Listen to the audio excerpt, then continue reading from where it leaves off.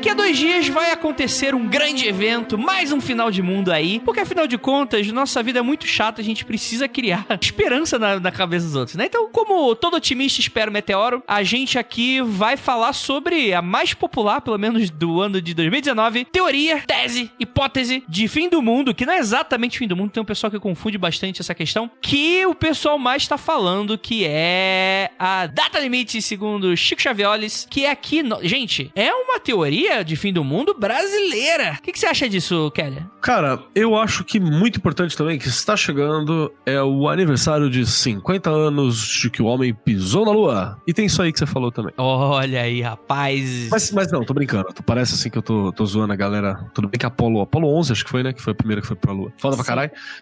Mas eu acho bacana, cara, quando a galera fala do Chico Xavier, que é uma coisa que eu tenho pouco conhecimento, pra falar a real. E muita coisa do Chico Xavier que eu sei é aquelas paradas que tinha o especial do Fantástico, lembra?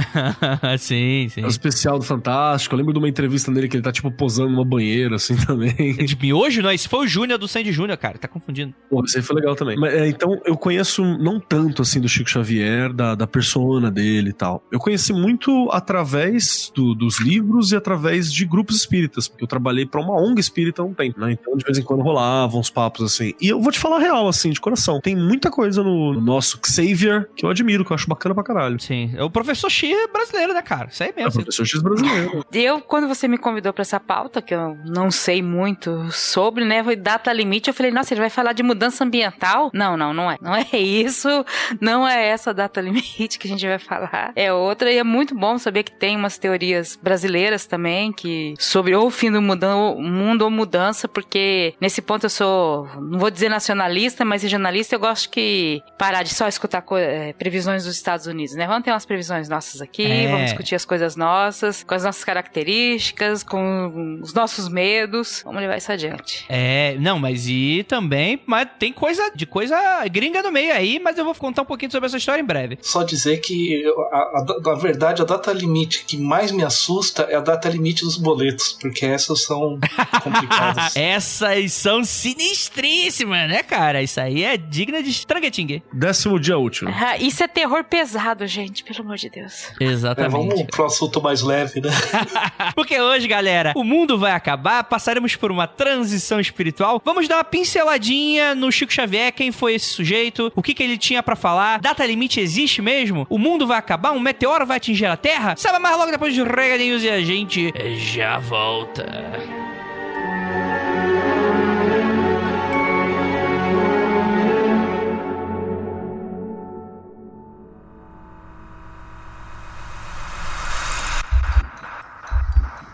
Não há nada de errado com seu áudio. Adentramos agora através dos seus sentidos. Estamos preparando você para o que vai acontecer nos próximos minutos. Além do que conhece por tempo e espaço, o contato com algo além. Não conte para ninguém e nunca olhe para trás, pois este é Mundo Freak Confidencial.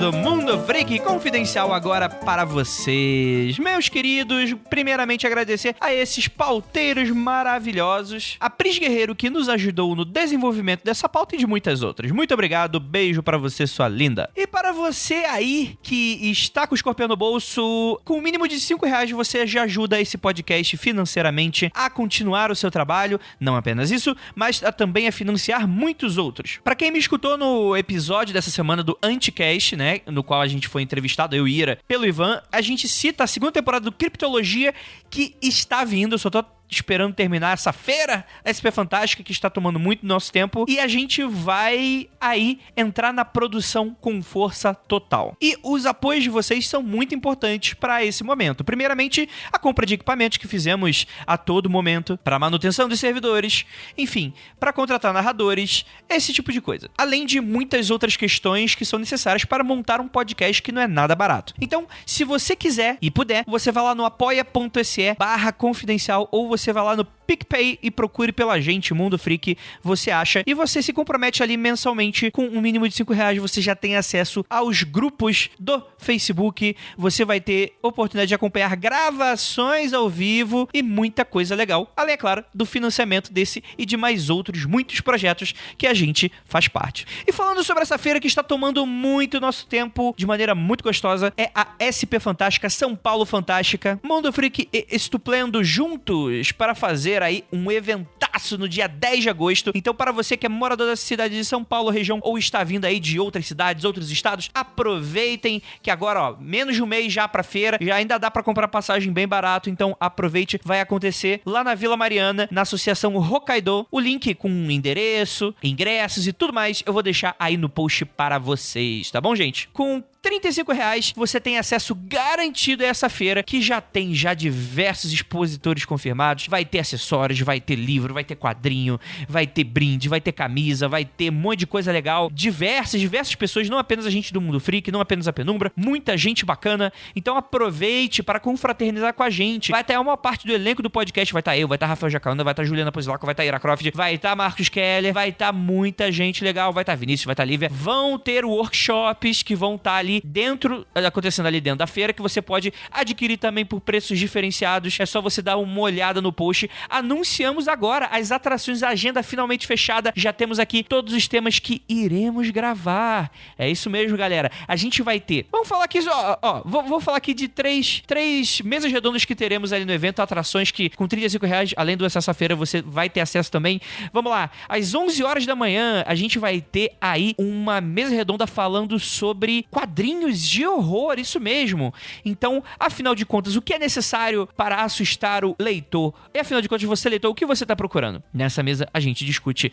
Meio-dia, a gente vai falar sobre Jordan Peele e a nova forma de cinema de terror. Então, a gente vai chamar diversas pessoas que são interessadíssimas nesse tipo de mídia e que vão falar um pouquinho sobre, afinal de contas, pós-horror, Jordan Peele, coisa nova. Para quem não sabe, Jordan Peele aí é do Corra e mais recentemente o Us, né? Ou o Nós, pra você que assistiu aí, gostou, não gostou? A gente vai estar debatendo isso em uma mesa e a gente vai ter uma mesa só sobre ficção científica. É a mesa da 1h da tarde. Isso é muito Black Mirror, meu. Onde a gente vai chamar aí especialistas em ficção científica pra gente falar, afinal de contas, estamos vivendo numa ficção científica? Será que chegou o momento? Estamos no futuro? A gente vai descobrir aí nessa mesa e, cara, de verdade, até às 8h da noite vai ter atração. Eu vou confirmar as outras no spot de semana que vem. Vamos segurar aqui. Mas se você quiser ver já a agenda completa, você entra lá no nosso site, no post, ou então lá no menu, lá em cima, vai ter o SP Fantástica, hashtag Eu Quero Acreditar. Poste nas nossas redes sociais, chame seus amigos. Se você estiver sozinho, não tem problema, vai ser uma feira que você vai estar lá, vai conhecer muita gente nova, muita gente legal. Já juntamos casais, já separamos casais. É a oportunidade para fazer sua vida se movimentar, é indo na SP Fantástica. Então é isso, gostaria de falar que esse episódio ficou maravilhoso e bem informativo, afinal de contas, temos 2 dias pro fim do mundo. Se o mundo acabar, não vai ter SP Fantástico. Mas se o mundo continuar, o que infelizmente é o que os nossos prognósticos pessimistas dizem, então você pode comprar aí o seu ingresso. Então bora lá escutar mais um episódio, afinal de contas. Estamos chegando na data limite? Bora lá.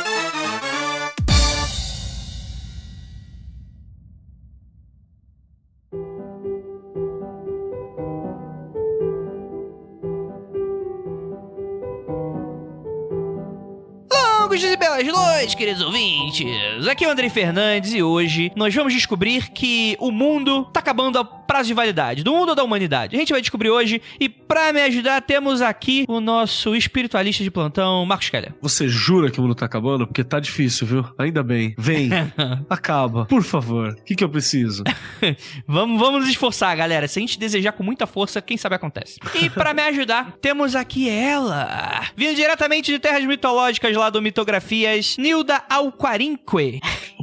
Nossa, você falou isso meu nome melhor do que eu mesma agora. Olha aí, é porque eu acho que eu errei no meio do caminho e me arrependi. Enfim, aconteceu alguma coisa quântica no meio que eu acertei. Tá certo. Vamos falar um pouco sobre, né, esse fim de mundo ou fim de uma era que a gente tá precisando mesmo e tem gente que fala que isso é desesperança. Eu acho que talvez seja bom a gente ter um pouco de desesperança, sabe? Ficar só esperando que o mundo melhore não ajuda muito, né? Vamos, quem sabe, fazer o mundo melhorar ou não, né? Mas é muito, muito otimismo, né? Muito otimismo. Eu sou otimista pro outro lado. Eu já tô esperando o meteoro a qualquer momento. Isso é esperança de verdade, é que tudo vai acabar e tudo isso aqui não passou de um grande pesadelo que estamos vivendo hoje em dia. Mas galera, vamos lá então. O ouvinte do Mundo Freak, que gosta de mistérios, gosta do sobrenatural muitas vezes, já deve ter se deparado com uma data que ela não é uma data de hoje, não é tipo assim, não é a nova moda, inventar um novo fim do mundo pro ano de 2019. Não, essa hipotética data, né, ela tá aí já tem algum tempo, né, mais de 30 anos que o pessoal tá falando dela,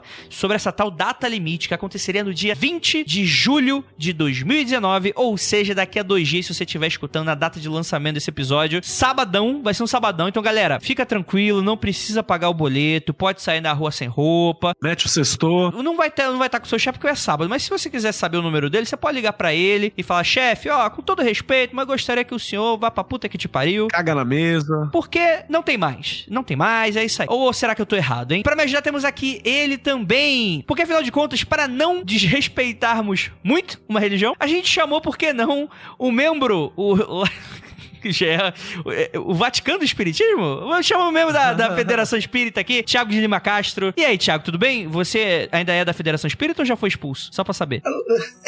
Eu nunca fui muito ligado diretamente à Federação Espírita. Eu fui mais ligado à USE, mas se eu já fui expulso ou não é uma boa pergunta. Eu tô mais pra segunda parte. Já não me chamam pra gravar uns programas lá, sei lá, né? Parecendo até o Rafael Jacaúna, não tô me chamando pra gravar. USE é o quê? É a união mesmo? É que assim, tem o kardecismo, né? Ele não é centralizado no Brasil. Então tem diferentes associações que as pessoas fazem para se organizar e se virar. A USA é uma delas, que chama União das Sociedades Espíritas, que é aqui do estado de São Paulo. A federação é mais antiga, né? A FEB vem lá do século XIX, na época que o Dom Pedro II ainda era imperador do Brasil. Tem outras instituições, assim, né? Só pra... E assim, só pra, né, pros ouvintes, eu sei que tem gente que não gosta de usar o termo kardecismo, tudo, mas vamos simplificar, né? É mais fácil falar em kardecismo, assim, estando mais correto ou não o termo, vamos simplificar, não vamos complicar o que não precisa, pelo menos não por hoje. Mas calma aí, agora, então, calma aí, se tem treta nisso, eu quero saber. Por que o pessoal não gosta de ser chamado de kardecismo? Qual é o problema? Não, tem gente que prefere falar que... É porque, assim, para algumas pessoas, Umbanda seria um tipo de espiritismo, o que os umbandistas não gostam. Uma parte, pelo menos, dos umbandistas não gostam. Então tem uma parte dos espíritas que prefere usar o termo kardecismo para ficar mais claro, como no dia a dia. Porque no Brasil, assim, o espiritismo, ele chega aqui, o Kardec estava vivo ainda. Sim.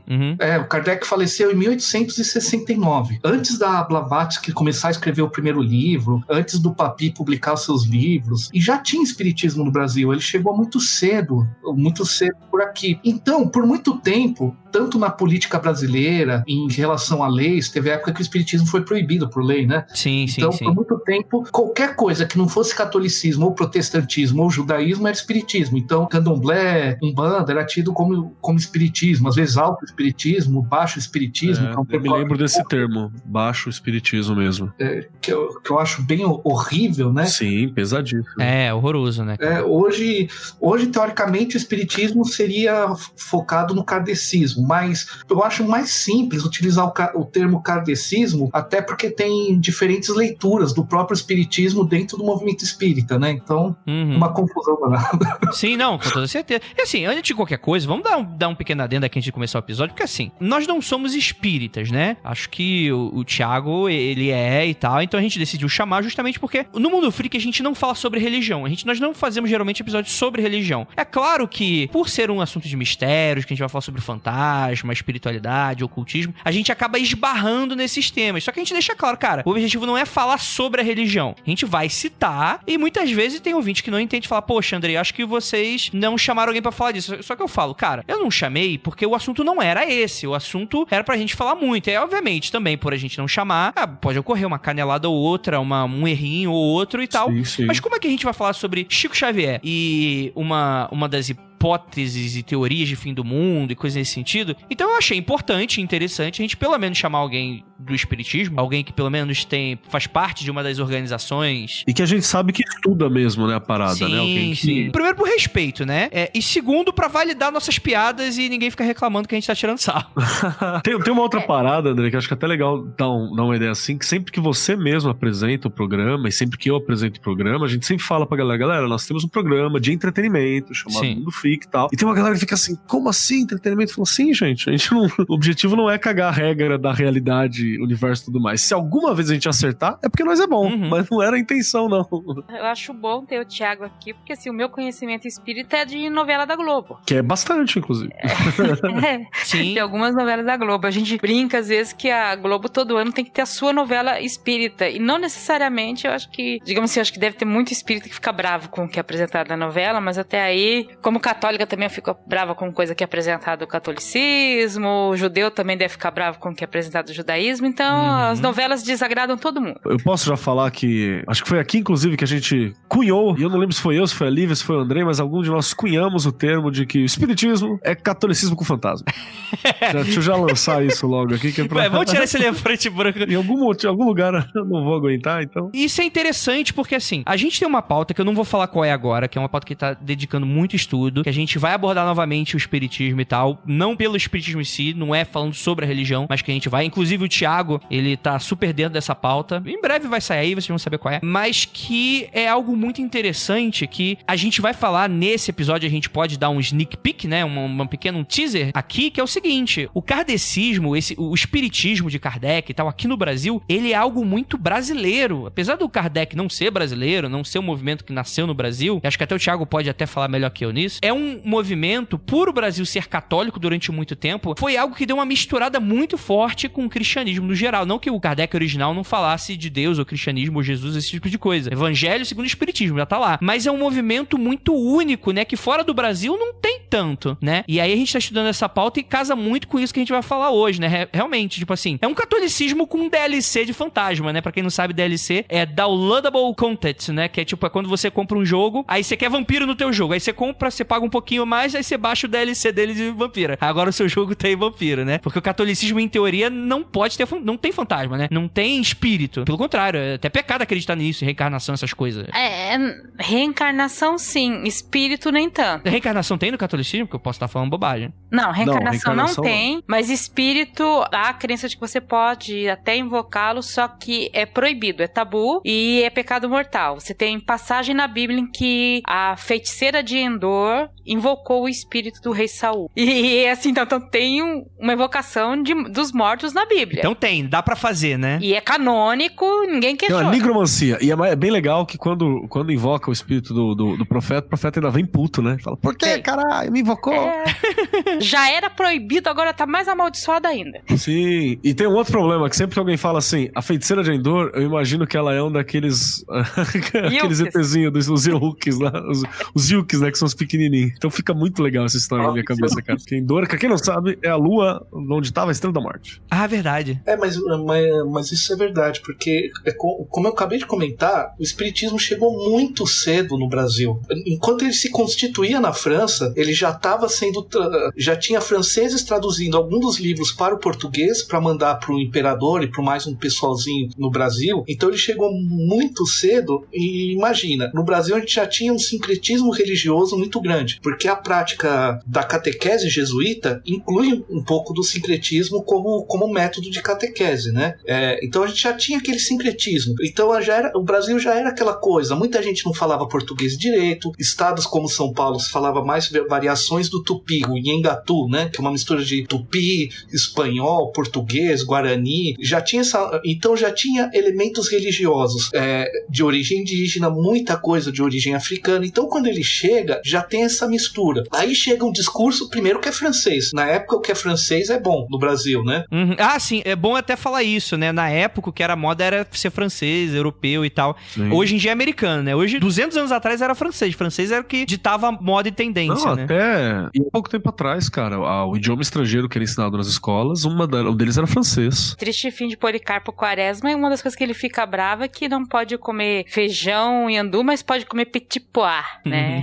Que isso que era chique. Petit Pois é ervilha, mas tinha que ser Petit Pois. Ele tinha um certo discurso, digamos, científico. Eu sei que isso é complicado, mas era assim que ele se colocava e assim que foi lido, né? Sim. Não, e eu acho que de certa forma era científico. Hoje, obviamente, é considerado uma pseudociência e tal, mas o Kardec, ele era cético, né? Ele fez um método científico ali. Obviamente, depois se provou como não tendo tanto embasamento assim, mas na época eu acho que dá pra ser considerado uma ciência. Tipo ufologia. Em dado momento, a ufologia foi ciência. Não é mais, né? Mas a gente tá destacado do tempo. Então você tem essa religiosidade maluca no Brasil, essa misturada danada. Tem um discurso que chega justamente da França, que é um discurso... Alguns abolicionistas se tornaram espíritas na época. Por quê? Porque você pode reencarnar. Na época, o conceito de raça era tido como científico, né? Você poderia reencarnar em várias raças e isso era, inclusive, positivo. Você tinha... Ao mesmo tempo, você tinha esse verniz científico. Tem outro detalhe muito importante. Uma coisa que o espiritismo pegava muito, por mais que o conceito de salvação, se a gente for do ponto de vista técnico, não existe salvação no ponto de vista espírita, mas como era um termo que circulava muito na própria França, entre os católicos, você tinha um lema que é fora da caridade não há salvação e não fora da igreja. Ou seja, não importa a religião que você vai, o que importa é você ser uma pessoa bacana no dia a dia. Então você tem essa tendência à mistura religiosa e você chega a um discurso que justamente é francês, tem um verniz científico e simultaneamente valida isso, porque o importante não é onde você frequenta, é o que você acredita, até porque no começo o projeto espírita, no começo era um pouquinho diferente, mas isso fica para outro momento, né? Não se tinha uma ideia, no começo se achava interessante que houvesse católicos espíritas, protestantes espíritas, judeus espíritas, budistas espíritas, islâmicos espíritas, isso é a palavra do Kardec, né? Uhum. Dentro da maneira como ele via aquilo logo no comecinho, isso chega no Brasil, então a junta, como se diz popularmente, junta a fome com a vontade de comer. Você já tem uma tendência a lidar com uma religiosidade de uma maneira mais livre, chega um discurso que de uma certa forma valida, então isso chegou muito cedo no Brasil, e por estar tanto tempo aqui, obviamente o Brasil foi escolhendo quais autores franceses lê mais, quais textos do Kardec você vai ler mais, quais textos que você lê menos, como você lê esses textos, porque naquela época a maioria das pessoas não eram alfabetizadas. Você ia nas casas espíritas, se lia os textos em voz alta, pois a maior parte da população brasileira não era alfabetizada, e se dava cursos de alfabetização, em muitos casos também, mas então você lia esses textos em voz alta, onde as pessoas de ouvido iam interpretando, analisando. Naturalmente isso vai surgir uma leitura brasileira, o que tem aspectos interessantes, outros que talvez nem tanto, mas aí é uma outra conversa, né? Uhum, sim. E eu acho que esse contexto é importante a gente dar, porque você não ia falar de data limite. Não, mas eu acho importante dar esse contexto justamente porque aí a gente tem um pouco da dimensão do que é o espiritismo no Brasil e tal, e aí a gente tem esse fenômeno do Chico Xavier, né? Você quer falar um pouquinho dele? É claro que a gente não vai abordar tanto sobre a vida dele e tal. Eu queria muito fazer um episódio só sobre o Chico, porque ele é uma figura muito emblemática na religião brasileira e que é muito... e de personalidade muito dúbia. Desculpa, a personalidade não é dúbia, mas por ele ser muito controverso, você tem essa existência dele sendo dúbia, né? Então, quer dizer, o cético pode enxergá-lo como um charlatão, só que ao mesmo tempo, ele é um cara que ele nunca enriqueceu e aparentemente nunca se aproveitou de pessoas, né? Exato. O que é algo extremamente comum no Brasil. Quando você pega um pouquinho da vida do Chico, cara, tem várias coisas ali que você fala, mano, tem tudo pra esse cara ser um puta de um picareta sem tamanho. Sim. Só que o cara nunca enriqueceu ilicitamente, é um cara que sempre teve um projeto e uma proposta de auxílio. A biografia dele já foi revisada várias e várias vezes. Se encontra uma ou outra coisa ali que você pode considerar problemática, mas pelo que eu conheço da biografia do cara, nada é tão absurdo. Acho que o Gandhi tem coisa bem mais problemática do que o Chico Xavier pra lidar. Então é muito curioso isso, porque tipo assim, o cara não lucrou nada com grana, os livros deles venderam pra caralho e era tudo repassado pra instituições de caridade. Então fica difícil, porque qual que é o objetivo dessa parada, né? Você fala assim, é pra ter fama. Cara, teve um período em que ele desapareceu e tiveram que insistir pra que ele voltasse pra trabalhar na mídia. Uhum. Então tem umas coisas dele assim que são muito controversas mesmo pra se entender. E é bom isso acontecer, porque é nessa hora que você percebe que a realidade não se encaixa encaixa na nossa caixinha de ficção, né? A própria narrativa sobre a vida das pessoas que a gente constrói, ela é isso, é uma narrativa. Sim. Na verdade, as pessoas são bem mais complexas. E eu acho que o Chico Xavier é um cara extremamente complexo de se entender. Isso é bom. É por isso que ele merece um programa específico, né? Uhum, exato, né, cara? E obviamente, né, como ele é um cara que ele foi super e continua sendo super popular, né? Ele moveu muita coisa, muita gente e tal. Então também não dá pra ser qualquer programa, né? Então tem que ter uma pauta, dar uma estudada legal. E qualquer coisa tem que tomar cuidado ao falar, né? Porque a galera é aquela coisa da santificação da coisa, né? Que no espiritismo não curte fazer, mas que tem a galera que faz. Pra caralho. Só pra acrescentar mais uma parada, tipo assim, mesmo que você não pegue bem com o Chico Xavier, não, os caras não gostam, não ligam, não sei o que, blá, blá, blá, fala o que for. Foi um puta do humanista, né? Foi um dos caras, acho que mais tramparam com questão de caridade no Brasil. E é um escritor bom pra caralho. Sim. É um escritor que se destaca pra porra, assim. Você pode falar, não, mas os livros dele, não sei, cara. Tem livros com técnicas de escrita distintas, né? Que tecnicamente, teoricamente, segundo eles, seriam autores distintos, né? Mas com técnicas de escritas distintas, que alcançaram um lugar pra caralho, que vendeu pra porra. Então é uma parada, assim, que é digna de nota, né? Mesmo que nada seja real, é digno de nota. Cara, o Chico Xavier, né? É um cara que nasceu, né? 2 de abril de 1910, né? O cara viveu muito tempo, e ele foi um médium. Ele vem de uma família bem pobre, assim. Quando criança, ele inclusive trabalhou vendendo verdura na rua, trabalhou participando de trabalho infantil, né? Ele trabalhou em empresa de tecido, o que zoou a respiração dele pelo resto da vida. Ele nunca conseguiu... Mas trabalho infantil é bacana, cara, tu sabia não? Desculpa, eu não aguentei. Desculpa, a patrulha da piada política, calma aí, que foi a única. Ele vem de uma origem muito simples, e há mais ou menos pelos 17 anos, ele começa a psicografar após uma série de fatos familiares e tudo mais. Ele começou a psicografar principalmente poesias de autores como diversos... Bom, para quem nunca ouviu o termo psicografia, é quando um médium é de um intermediário, né? Ele escreve a mensagem de um espírito, isso dentro, né, da crença espírita e tudo mais, né? Do modo de entender esses fenômenos do ponto de vista espírita, que você pode entender como outra maneira, não tem problema. Bom, mas ele começa a psicografar poesias e que começaram a chamar a atenção por serem estilos muito próximos aos autores originais. Convém lembrar que essas poesias foram publicadas primeiramente num livro chamado Parnaso de Além Túmulo, e que posteriormente algumas delas foram alteradas por algumas questões. Mas se você pegar a primeira edição do livro e comparar, eram estilos muito próximos para autores diferentes, para um cara que trabalhava no bar. O trabalho oficial dele nessa época era trabalhar em bar mesmo, e ainda tinha que fazer uns serviços extras para ajudar em casa, e ainda tinha desde o comecinho essa ação de caridade. Na época, Monteiro Lobato comentou os textos, um jornalista, Humberto de Campos, muita gente foi comentando. O Chico Xavier se tornou uma questão, né, no Brasil. A partir daí ele foi psicografando mais livros, mais de 450 livros mesmo, é uma coisa assim absurda ao longo da vida. Ele foi se tornando de uma certa forma a persona do espiritismo. Por quê? Era um sujeito simples, extremamente ingênuo. Isso é uma característica, principalmente ele mais novo. Tem algumas reportagens do Cruzeiro que os jornalistas convenceram ele, por exemplo, a sentar numa banheira segurando uma vela acesa e tiraram foto e botaram na revista do Cruzeiro, que era tipo, sei lá, tipo Twitter de hoje, sabe? Uma rede social. Todo mundo lia essa revista, né? Era a maior revista do Brasil até a década de 70, né? Foi. Então ele era essa pessoa que psicografou muita coisa, e como foi falado, ele nunca recebeu nada pelos livros. Até hoje,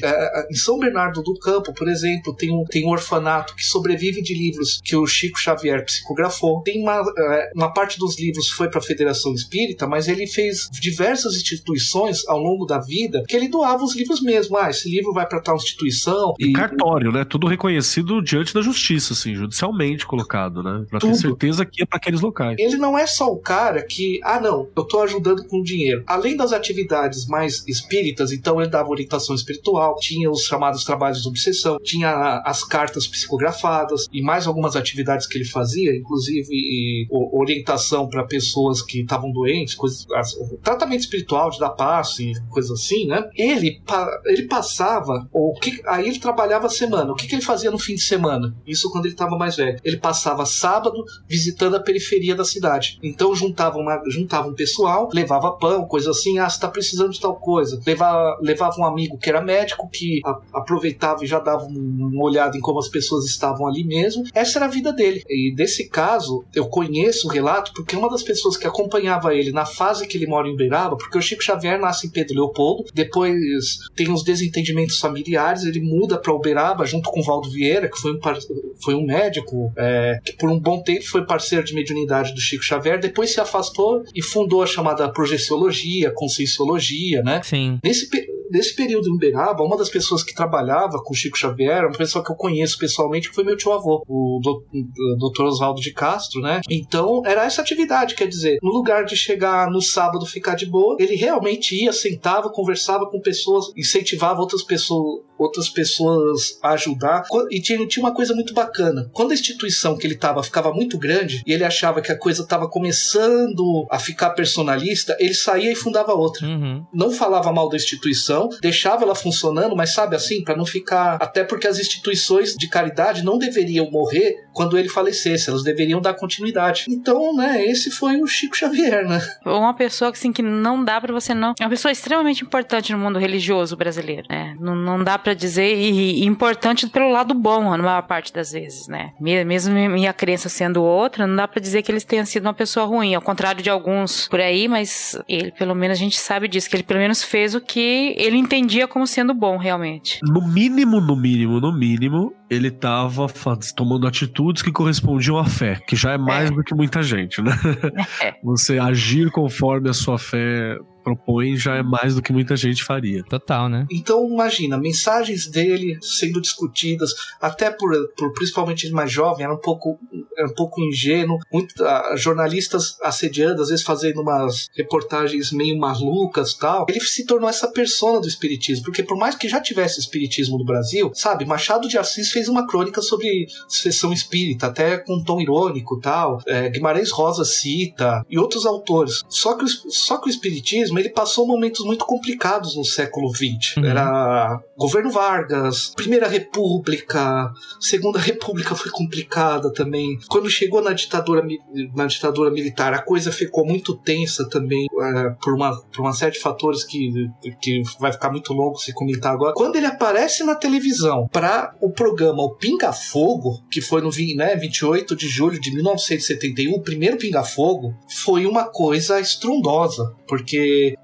aí as pessoas estavam vendo ele se colocar. O que é Pinga Fogo, né? Pinga Fogo ele é um programa de televisão que passava na TV Tupi. Acho que ele durou uns 30 anos, começou na década de 50 e vai até a década de 80, que é o que quando acaba a TV Tupi, né? Mas ela vai até o fim da TV Tupi. Ele passava acho que no último horário, não me lembro se era nas terças-feiras ou se era no fim de semana, assim. Acho que era terça-noite, assim. Era tipo a TV Cultura tem aquela que é redonda. Roda Viva? Roda Viva. É como se fosse um Roda Viva da época, né? Só que tem uma diferença, assim, que eu acho que uma das paradas mais importantes que acontecia é que eles faziam pseudo-sabatinas, né, no programa de grandes personalidades da época, especialmente as personalidades políticas associadas à ditadura militar. Então ele era tipo, pra quem já viu aquele, o V de Vingança, tem aquele apresentador no filme, no quadrinhos, né, que meio que ele apresenta e ele faz questões que parecem criticar de leve, mas não, na verdade tá fechado com o sistema da época e tal. É a mesma coisa que o Pinga Fogo fazia. Então ele queria ser um pouco polêmico, mas ele sempre tomava cuidados pra estar de acordo com aquilo. Tinha toda uma coisa porque estavam num período de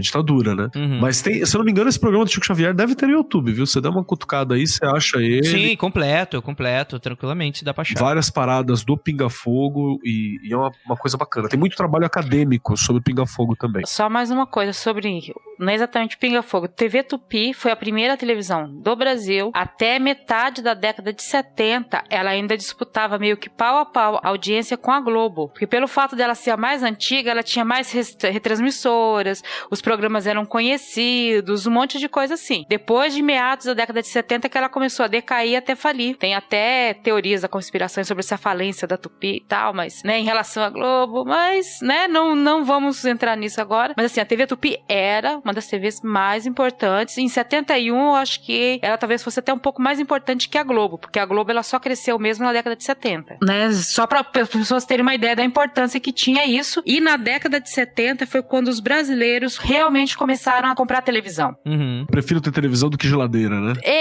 Não era só isso. As pessoas tinham televisão. Eu sei porque na minha casa aconteceu isso. Meu pai comprou televisão mais ou menos em 1972 ou 73. Eu era muito pequena, mas ele comprou. E aí todos os vizinhos iam lá em casa assistir novela e o jornal. Então tinha essa coisa de ver coletivamente a TV também, mas foi quando as pessoas começaram a conhecer a TV e a TV começou a ter uma importância central na vida do brasileiro, tá? Pra ver novela, assim, no jornal nem sempre, mas pra ver novela era a vizinhança toda, sabe? Encher na casa, do lado de fora da casa, era uma coisa incrível. Então, como ele estava há muito tempo, como falou, teve reportagens muito complicadas na revista Cruzeiro, que gerou situações bem difíceis. Quando ele aceitou o convite, houve uma certa preparação.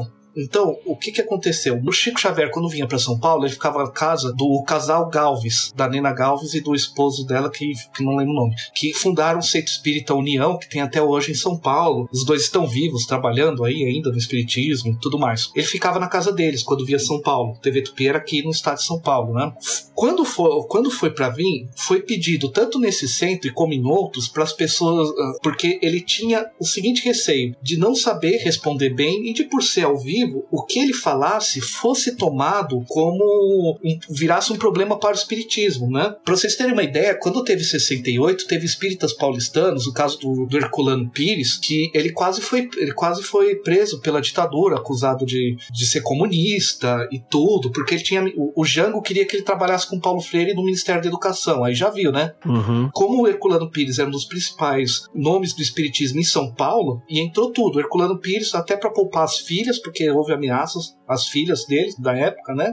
Ele teve que trabalhar na censura. Ele ficou famoso por ter escrito a censura de um livro, aquele autor do A Vida Como Ela É, que eu esqueci o nome, o Nelson Rodrigues, que ele inclusive coloca, que é muito curioso, porque ele fala que ele não acha o conteúdo do livro muito bom lá, mas ele acha errado ter que censurar. É curioso que ele acaba trabalhando na censura e não aguenta e joga essa, né? Não sei se precisava censurar tudo, né? Mas, então, eu não curto o livro, não sei o que, não sei se a gente deveríamos realmente censurar um livro, mas ele acaba censurando para mostrar, não, até para poupar as filhas. Então imagina, nesse contexto tudo, qualquer coisa que saísse errado, ele ficaria, então ele estava muito tenso pro programa, então ele pediu para as pessoas que fossem assistir, enquanto tivesse o programa, ele pediu para pessoas que trabalhavam no meio espírita, trabalhavam em centro espírita, tudo, irem assistir, ou que fossem assistir em casa, ficassem numa postura de sustentação para um trabalho mediúnico, como se elas estivessem, tipo, orando para ele, dando condições, de tamanha preocupação que ele ficou pro programa. Então é como se ele pediu a ajuda de várias dessas pessoas. Quem tiver em casa, isso foi antes, né, que foi meio distribuído entre os centros espíritas, principalmente em São Paulo, né, o pessoal, não, fica aí com o pensamento elevado para que tudo vai bem, para você ver como ele foi pra lá pensando em ter o máximo de cuidado possível com cada palavra que ele fosse falar ali. Uhum. Tava na corda bamba, né, cara? E é bem engraçado que nessa apresentação, né, nessa fala, você vê o cara humilde, mas você não vê o cara inocente no sentido de, tipo, tão me enrolando. Ele tá com um certo domínio, né? Ele tá com um certo controle ali, uma certa segurança que é bem legal de ver. Que é coisa que você não via nas entrevistas, em outros momentos, né? Sim. Tava bastante seguro ali, fez uma certeza. Mas porque também foi a primeira, assim, uma das primeiras depois da reclusão dele, né? De décadas, né? Então o cara aprendeu a lição, né? Tem que aprender, né, mano? Senão, fodeu. Fez o dever de casa. E esse programa que ele participou, eles tiveram que esticar o programa porque a Tupi tinha um horário. Pra nossa geração é um pouquinho estranho, mas nos anos 70, a televisão, tinha horário que o pessoal ia dormir e não tinha canal de televisão, não tinha corujão, né? Uhum. Não tinha ver televisão. Eles tiveram que esticar o programa porque as pessoas não paravam de ligar mandando pergunta e tava um certo ibope que, cara, vamos manter o programa, tiveram até a hora que foi. E a única personalidade em toda a história do programa que foi chamado para um segundo Pinga-Fogo foi o Chico Xavier. Demonstrar o sucesso, né? Foi tipo, acho que a primeira edição foi 3 horas e a segunda 4 horas de programa ao vivo, né, cara? Loucura total, né? Entrevistando uma pessoa. E sem corte, sem colocar propaganda no meio pro pessoal tomar água, tudo ali, né? Isso é uma coisa que a gente não... Acho que era legal falar também sobre a TV Tupi. A TV Utopia as novelas eram tipo teatro, porque elas eram ao vivo, né? As questões eram ao vivo. A primeira apresentação era sempre ao vivo, e aí tinha depois uma segunda ao longo da semana, ou uma reprise, que era por causa da fita gravada. E normalmente os eventos e os shows, as coisas que aconteciam, né, as apresentações, elas tinham a duração das fitas, né, que é o que levavam pra gravar. Então é uma das coisas que ajudou a esticar um pouquinho o programa do Chico Xavier, é que eles tinham, sei lá, o número XYZ lá de fitas para se gravar. E aí pôde esticar esse tempo todo, porque dava acho que 2 ou 3 fitas de gravação. E pra quem não sabe, fita era tipo um MP3 velho e com fitas.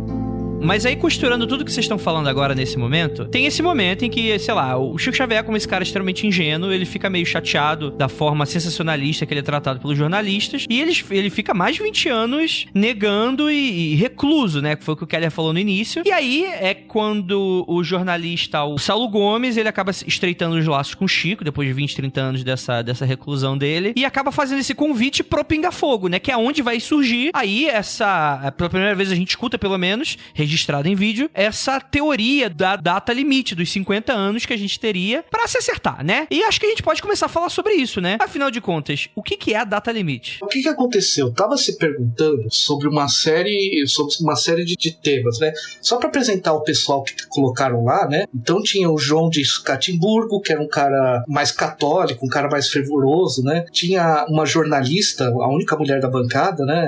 A Ellie Alves, que escrevia algumas revistas sobre religião, tudo. Tinha um jornalista Reale Júnior, né, que não é o Miguel Reale Júnior, é um jornalista da época que em 72, inclusive, teve que fugir para Paris, né, por causa de todo aquele contexto, né, paulistas, por aí vai.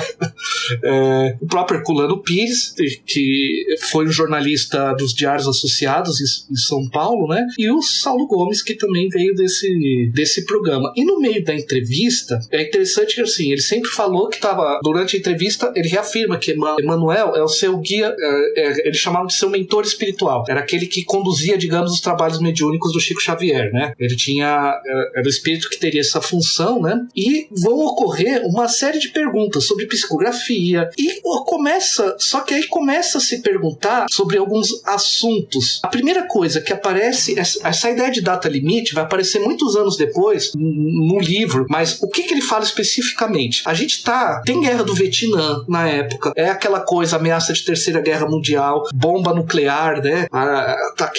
Aquela paranoia toda. Então começa a se fazer perguntas sobre questões como a violência da época, quer dizer, é que nem a Ellie Alves que vai puxar a pergunta, né?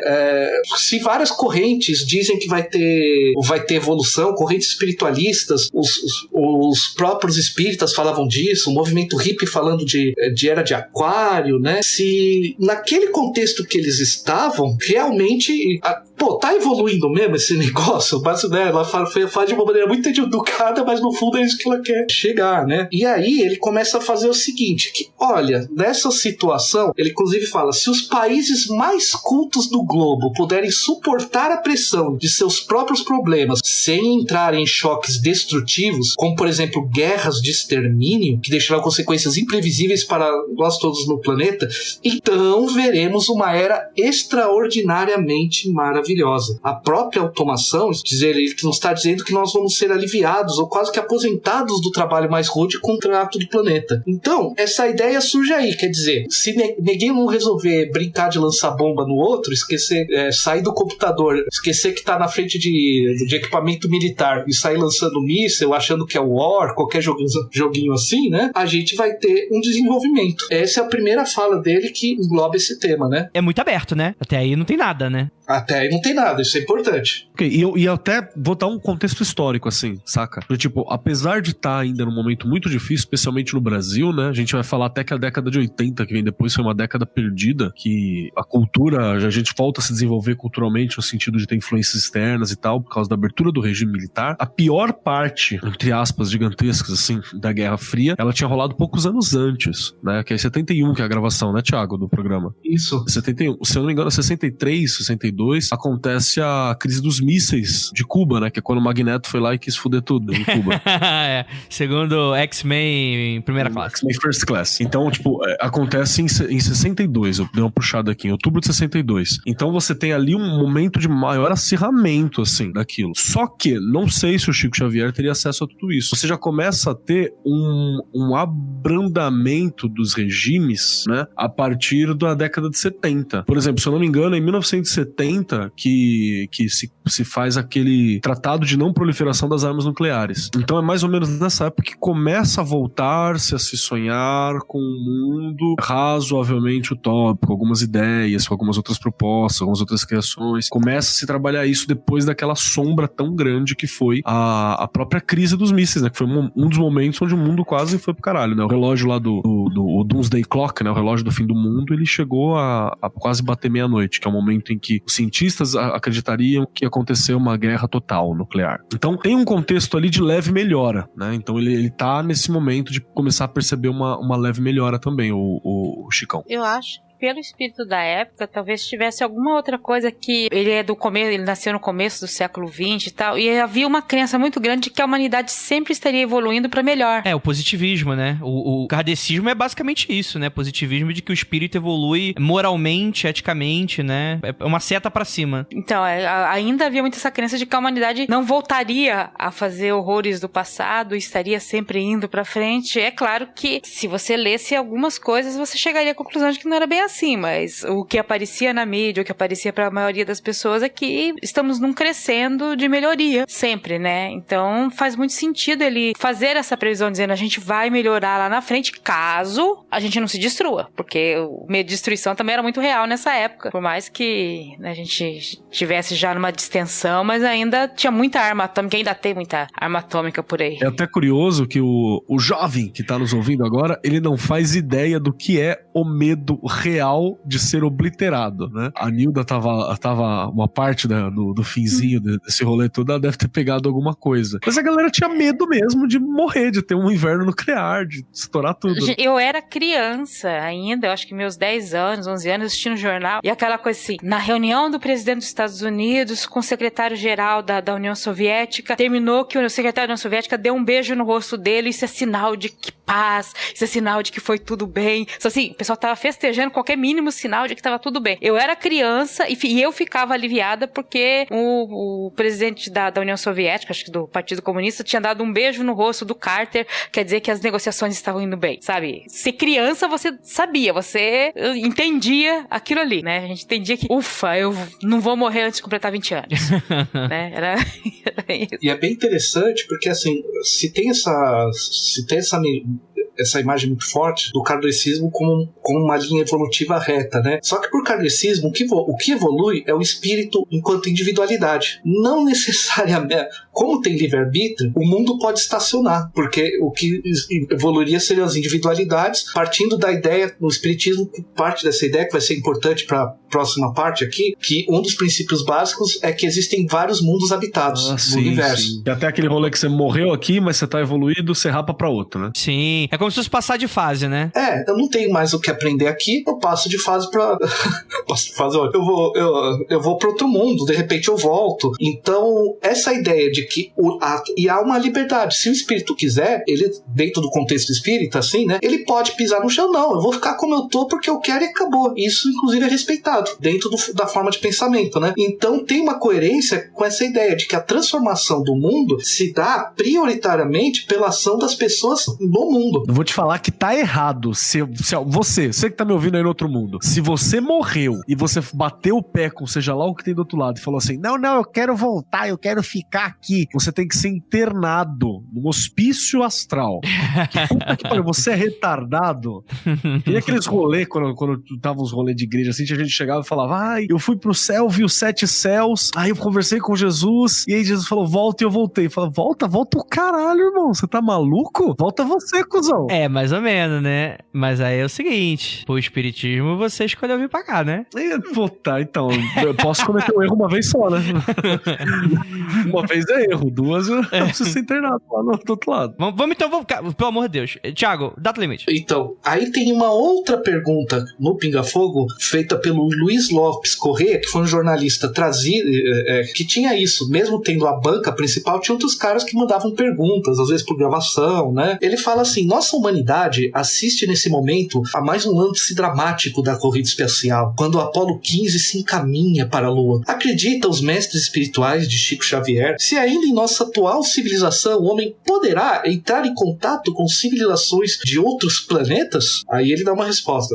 Estamos subordinando a resposta ao mesmo critério que foi estruturada informações para a nossa estimada entrevistadora que falou sobre a nova era. Se não entrarmos no modelo de extermínio nos próximos 50 anos, então nós podemos esperar realizações extraordinárias da ciência humana partindo da Lua. Aí ele fala mais algumas coisinhas depois. Porque se não entrarmos, por exemplo, num conflito de proporções imensas, então na Lua, é possível que o homem construa cidades de vidro, as cidades estufas, onde cientistas possam estabelecer pontos de apoio para a observação da nossa galáxia. Lembra, ele falou, é possível. Essas cidades não são sonhos da ciência, essas cidades, naturalmente, com muito sacrifício da humanidade terrestre, podem ser feitas. Provavelmente vamos dizer, vai se obter azoto, oxigênio, usinas, vamos dizer de alumínio, formações de vida e matéria plástica da própria Lua para a construção desses resultados de ciências terrestres. Provavelmente a água será fornecida pelo próprio solo no mar. Então teremos, quem sabe, possibilidade de entrar em contato com outras comunidades da nossa galáxia. Repetindo, quem sabe a possibilidade de entrar em contato com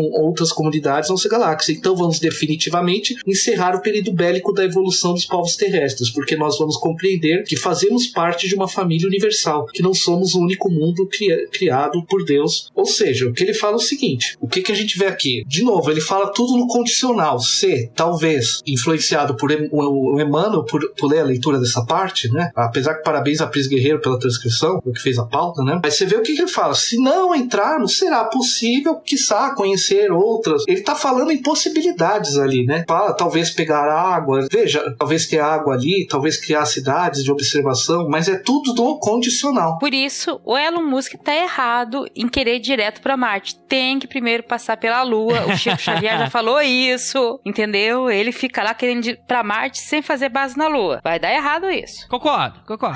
Então, e é muito interessante porque é uma das minhas maiores críticas, assim, primeiro, eu tenho duas críticas. A primeira galera, que não entende e acha que é o meteoro que vai cair na Terra e a humanidade vai morrer. Puta, seria tão bom, mas não é isso, né? Seria bom, mas não é isso. E logo depois tem a galera, que aí é a parte dos espíritos, que aí o que acontece? O Chico Xavier falou isso. De repente, começou a brotar um bando de historinha e aí eu vou já puxar pra frente. E assim, não tem problema acreditar necessariamente nisso. Mas é admitir que o que o Xavier falou foi uma coisa cheia de condicionais, extremamente abrangente e que fazia parte do contexto da época, versus um monte de teoria, enfim, que pessoas que não são Chico Xavier falaram, livros que Chico Xavier não escreveu e teorias que foram completadas depois. E aí começou a se montar todo um quebra-cabeça de, não, porque Jesus foi pro sol fazer uma reunião. E aí depois deu mais 50 anos, e aí começou, e dia 20, agora, vai aparecer alienígenas, e aí a gente vai ter uma aliança extraterrestre. Aí tu fica, caralho, o que é isso? O que tá acontecendo? E tu vai procurar essas informações e não tem.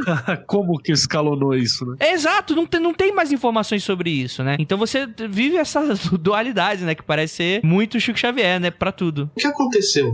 Como o Fran falou, o que ele falou é isso, né? Você vê que é muito mais uma mensagem de, gente, pelo amor de Deus, não vamos destruir o planeta, né? A gente pode fazer coisas boas, né? No final das contas ali, ele põe uma série de condicionais que é isso. E quando você fala nos próximos 50 anos, é tipo, nos próximos 100 anos, sabe? É abrangente mesmo, né? Uhum. E ele deixou claro que é tudo no condicional. Ele fala pausadamente, tudo. O que acontece? Isso apareceu, essa ideia de data limite, realmente, quem fechou essa ideia foi o Geraldo Lemos Neto, né? Que é um cara de Belo Horizonte, nasceu em família espírita, né? O cara para 62, que em 81 conheceu o Chico Xavier e começou uma amizade e tal. Ele ficou primeiramente conhecido no meio espírita por alguns livros sobre o próprio Chico Xavier, como o Chico Xavier Mandato de Amor, de 92, né? Comemorar os 65 anos de mediunidade do Chico Xavier. Quando ele aparece assim, ele sempre fazia a biografia, mas, por exemplo, através de onde? Jornais, entrevistas que o Chico Xavier deu no meio espírita, então, palavras que estavam publicadas em jornais espíritas. Quer dizer, ele construía, pegava as entrevistas, abordava os assuntos e fez isso. Depois, ele começou, lá por 2004, na editora Via de Luz, publicar livros que o Chico Xavier,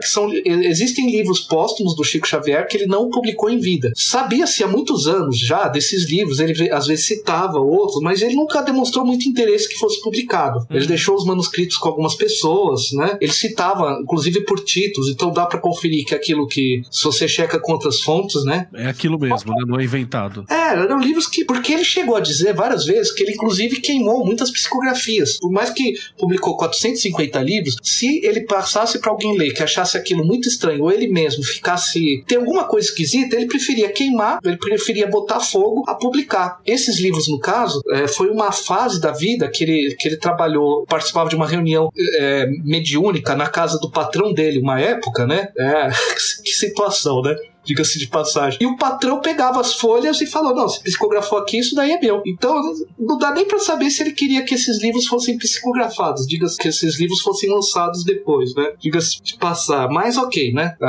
Não tô acusando ninguém, né? Depois... ele começou a falar o seguinte, ele começou tanto em entrevistas pela Marlene Nobre, que foi uma pessoa importante no movimento espírita aqui de São Paulo, né?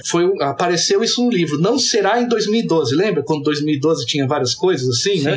Sim. Calendário Maia. Cara, eu tenho esse livro do Calendário Maia desde os anos 90 em casa. Por muitos anos eu não quis levar em sebo com medo que alguém acreditasse naquilo, sabe? Mentira, você esperou ansiosamente. Pode falar, todos nós. Todos nós, né?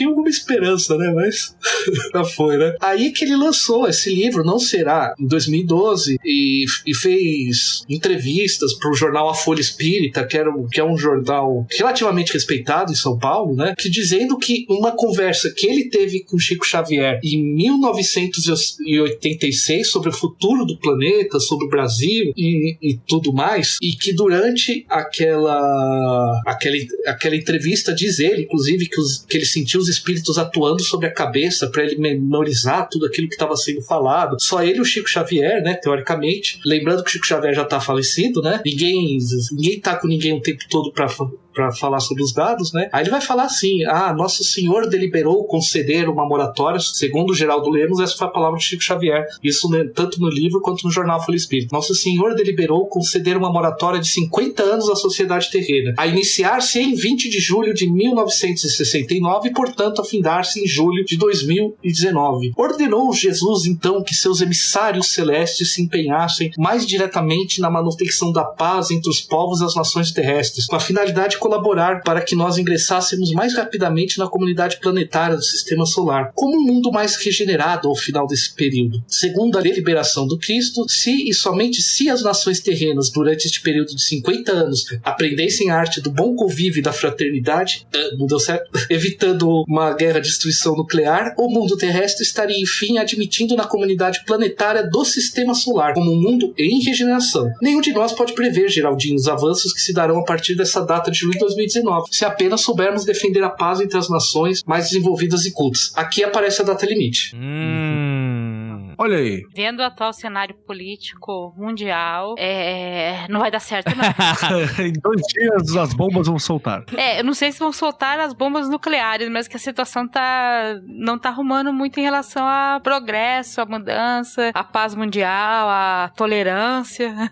Deixa eu falar um negócio que acho que eu cheguei a comentar em um outro Mundo Freak, que foi o seguinte. Eu já conhecia a data limite, já tinha bastante tempo e tal, que venho de meio espírita. E aí, o que acontece? Poxa, poxa, se em 50 anos não dá merda, tudo bem. Aí eu 2014, 2015, olhar pra situação do mundo e falou, 4 anos? Que guerra que vou... Guerra mundial, tipo assim, tem que ser um contexto, obviamente, guerras acontecem em todo momento, genocídios e tal, mas tipo assim, o que dá a entender tem que ser uma guerra de proporções mundiais. Aí fala, gente, que isso, cara? Não, tá no papo, claro que não vai dar nada, né? Aí começou a eleger uns caras aí começou a dar uns problemas aqui. Aí em 2018, eu relembrei, tipo, da data limite. Aí eu lembrei desse contexto como há pouquíssimos anos atrás eu tava muito tranquilo e hoje eu já vi, caralho, pode ter uma guerra a qualquer momento, por qualquer merda que alguém faça, cara. Alguém tá com o dedo no botão e vai dar problema. E tem a continuação, né? Tem a parte da Terceira Guerra Mundial ainda, né? Tá, porra.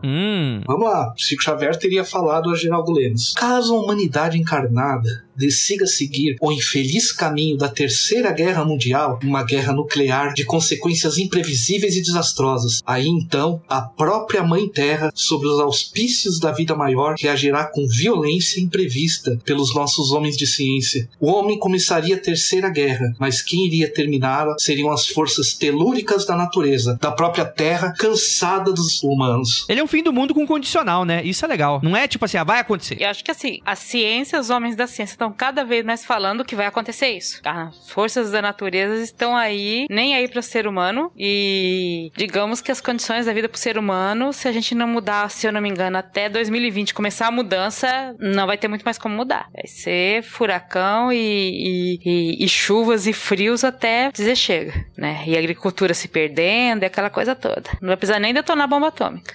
E é importante assim, segundo a narrativa do Geraldo Lemos, essa conversa começou pelas dúvidas que ele tinha de entender o Apocalipse da Bíblia, do Novo Testamento, né? É isso que teria motivado a conversa, né, nesse caso, né? Rapaz. Gente, começar qualquer coisa pelo Apocalipse não dá certo, gente. O Apocalipse da Bíblia.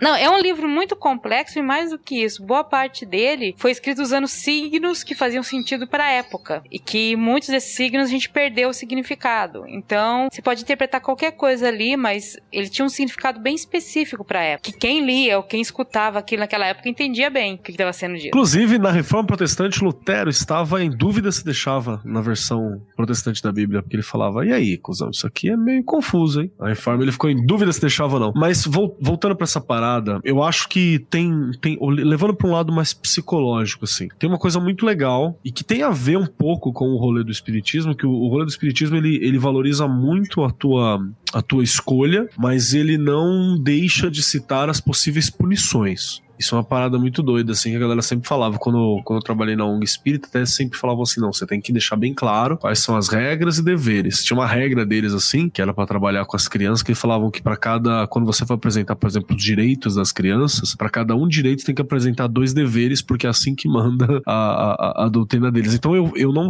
provavelmente não é algo geral, porque, como o Thiago mesmo falou logo no começo, o espiritismo não é centralizado, né? Ele tem várias formas de se lidar, de se interpretar, apesar de ter um todo coerente. Então, eu acho que tem muito disso, muito tipo, olha só pra onde vocês estão rumando, né? Que é um pouco dessa filosofia de responsabilizar, de mostrar isso e de convencer, de seduzir você pra uma mudança a partir do tom da responsabilidade, né? Ou é isso, ou tipo, o Chico Xavier tava bolando ele era um programador e tava usando aquele If Tis Do That, que é um outro programinha show de bola também. Se isso acontecer, você faça aquilo. Então eu vejo um pouco disso, né? Não sei o que você acha, Thiago, a respeito.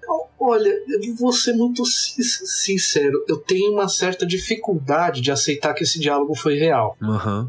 Por quê? Eu tenho respeito à figura do Geraldo Lemos, mas pelo seguinte: em vários momentos, se você analisa a biografia do Chico, ele teve, além de ter problema com jornalistas, ele teve muito problema de, assim, durante a carreira inteira dele, ele indicou que 2 Kardec's reencarnaram, sabe, assim, as pessoas iam falar com o Chico Xavier, ele falava um A, as pessoas transformavam num livro enorme depois. Uhum. Isso ocorreu a vida inteira, assim, gente que... Porque às vezes a pessoa, sei lá, chegava pra ele, eu sou a reencarnação de não sei quem, vamos orar, tal. Nossa, o Chico Xavier confirmou e falou ainda que eu tenho que abrir não sei o quê. Isso ocorreu muitas vezes mesmo. Chegou um ponto, isso nos anos, já nessa época do Pinga Fogo, quando ele, em Uberaba, quando ia alguma liderança espírita falar com ele tinha mais 3 pessoas juntos, sempre. Caralho, pra garantir que o relato relato ia ser correto, né? Em São Paulo, ele não ficava...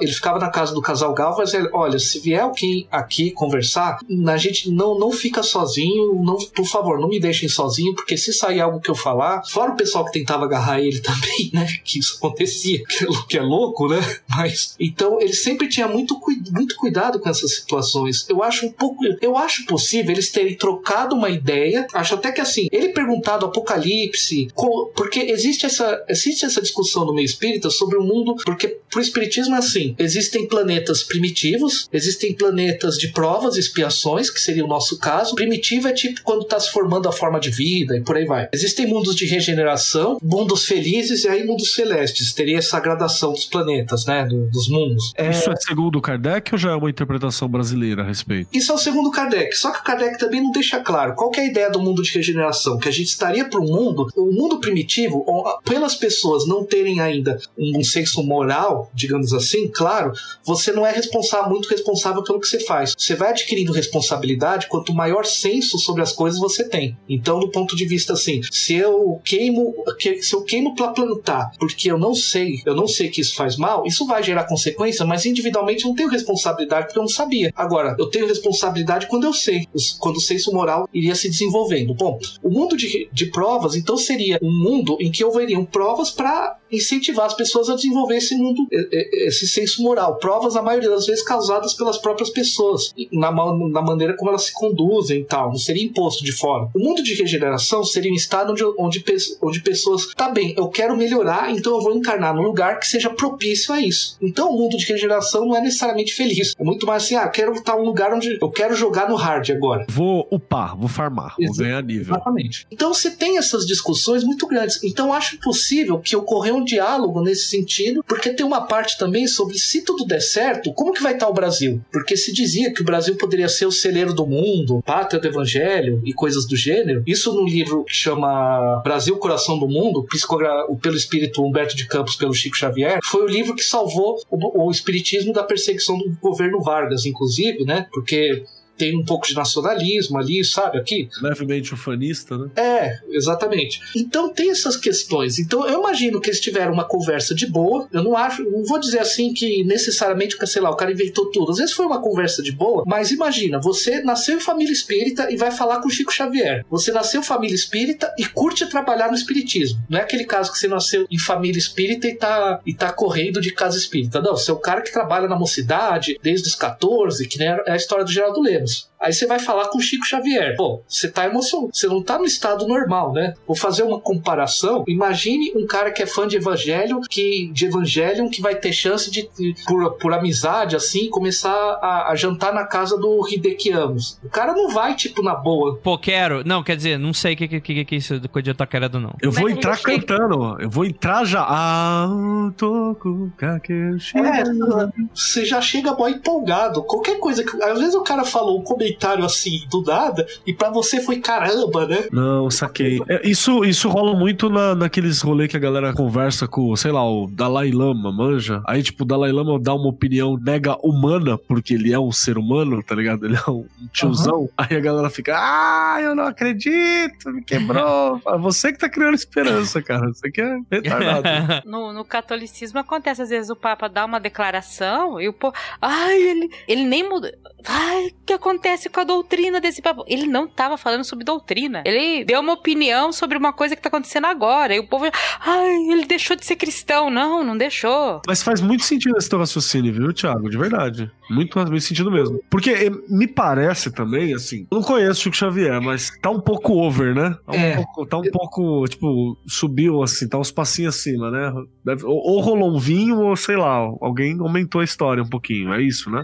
Sabe, foi você tá conversando, você é novo, é o Chico Xavier, é um tema que, né? E tem uma coisa assim, se você vê as entrevistas públicas do Chico Xavier, o Pinga Fogo ali, não tô falando nem de entrevista em jornal, né? Porque você pode falar que tem dedo do jornalista, mas ali ele falando, né? Uhum. Você vê, por exemplo, eu comentei, foi feito num dos Pinga Fogos, por que os espíritos nunca, o senhor é tão bom, nenhum espírito nunca passou o número da Mega Sena, né? É uma pergunta justa. Eu acho que eu também teria essa dúvida. Aí ele falou assim, olha, ele falou, eu sou como médico, médium, eu não tenho privilégio nenhum nessa vida. A primeira coisa que ele falou. Eu não sou médium porque eu sou... Ele deixou muito claro, eu não sou médium por ser uma pessoa melhor que os outros. Não, essa é a minha forma, de me melhorar, tudo. Ele falou, eu gostaria muito, só que eu preferia ganhar da loteria esportiva, porque eu jogo toda semana também, que é a parte que eles colocam como todo mundo, né? Tipo, não, eu também jogo ali, mas não é tarefa dos espíritos passar essa informação. Só uma contextualização. Na época, a loteria esportiva equivaleria ao que hoje é a Mega Sena. Ah, entendi. Era o jogo que todo mundo jogava. Não existia Mega Sena, nem loto, nem nada nessa época. Mas a loteria esportiva era, assim, filas e filas de gente apostando. E aí ele joga uma brincadeirinha sobre o time que ele gosta, de futebol, no meio, né? Você tinha que acertar 13 resultados de jogo de futebol. No Campeonato Brasileiro, Campeonato Regional. O jogo que tivesse da Série D, que se não tivesse campeonato principal, colocava uma Série D do Ceará lá, e você tinha que adivinhar o resultado. Então era meio assim, né? Haja espírito pra prever isso, gente. Não, em vários momentos também, ele sempre falava, primeiro ele fala que ele não gostaria de ser portador isso ele fala durante Pinga Fogo, de previsões sobre o futuro muito exatas. Ele falou, não quero essa responsabilidade pra mim. Ele não gostaria de ser portador. Ele comenta, o processo mediúnico, eu sou falível também. Ele comenta inclusive sobre a formalidade. É até interessante que tem um livro que o Geraldo Lemos fez, que é o Mandato de Amor, que mostra uma entrevista aí escrita em que pergunta, mas o livro dos médiuns diz que todo médium é falho. Mas isso se aplica à sua mediunidade? Ele falou claramente, eu sou um instrumento falível como qualquer outro. Aí que ele fala que teve textos que ele não publicou, e que é parte da aprovação do médium, é parte, digamos, do médium às vezes ficar em dúvida do que recebe. E aí que ele conta que ele botou fogo em algumas psicografias, porque assim, para evitar. E ele tinha um cuidado muito grande com que se falasse em nome dele depois da morte. Tem até a coisa de ele ter instruído algumas pessoas com uma senha para não virem mensagens psicografadas em torno dele. Ele tinha muita preocupação com isso, porque ele sabia, qualquer coisa que sai o nome dele ia ter um peso maior, né? Ia ter muito peso, não só entre os espíritas mais, entre um público maior. Então, vendo essa conduta durante a vida, ele sempre sendo cuidadoso, a não ser quando é uma pergunta especificamente sobre o espiritismo, ele sempre trabalha mais no condicional, tudo. Eu acho muito difícil chegar nesse tom. Agora, eu me imagino, eu também nasci em família espírita que nem o Geraldo Lemos. Eu imagino, se eu fosse conhecer o Chico Xavier, talvez eu também fosse lá meio over. Urso do Pica-Pau. Será que eu ia ter condições de memorizar exatamente o que ele falou? Porque não foi gravado. Foi uma coisa que ele falou e, segundo o Geraldo Lemos, ele gravou na memória dele. Deve ter transcrito quando chegou em casa, mas será que foi realmente o que ele falou? Será que não foi um tom? Porque, por exemplo, eles discutem na entrevista possibilidades para o Brasil. Só vê o trechinho, né? Possibilidades se a coisa der certo, né? Ele fala assim, né? Se não tivesse a guerra de destruição em massa, né? Nossa nação crescerá a importância sociocultural, política e econômica perante a comunidade das nações. Não só seremos o celeiro alimentício de matérias-primas para o mundo, como também a grande fonte energética com o descobrimento de enormes reservas petrolíferas que farão da Petrobras uma das maiores empresas do mundo. O Brasil crescerá a passos largos, ocupará importante papel no cenário global. Isso terá como consequência a elevação da cultura brasileira ao cenário internacional e a reboque os livros do espiritismo cristão, que tiveram solos férteis no seu desenvolvimento, atingirão o interesse de outras nações. Agora, caso ocorra a pior hipótese, quer dizer, o próprio relato do Geraldo Lemos sobre essa conversa, caso ocorra a pior hipótese, com o hemisfério norte do planeta tornando-se inabitável, grandes fluxos migratórios se formariam, então, para o hemisfério sul, onde se situa o Brasil, que então seria chamado mais diretamente a desempenhar seu papel de pátria do evangelho, exemplificando amor e renúncia, perdão e compreensão espiritual pelos povos migrantes. Todo esse trecho é muito parecido com o livro Brasil, Coração do Mundo. Então, eu imagino o jovem, né, ele mais novo, assim, todo empolgadão em conversar com Chico Xavier sobre essas dúvidas que ele tinha, e saiu de lá, caramba, vou escrever isso em algum ponto, né? Só que escrevendo como o urso, além da imagem do urso do Pica-Pau, o urso do Pica-Pau com papel na mão escrevendo, saca? Essa minha opinião não é compartilhada por todos do meio espírita, né? Só os razoáveis. E o livro fez muito sucesso, virou documentário, e tá aí, né? E daí começou a aparecer em cima dessa profecia, outras pessoas foram trazendo mais coisas, mais elementos, e por aí vai. Eu tô fazendo aqui um exercício nessa fala dele, ele previu a descoberta do pré-sal, sabe?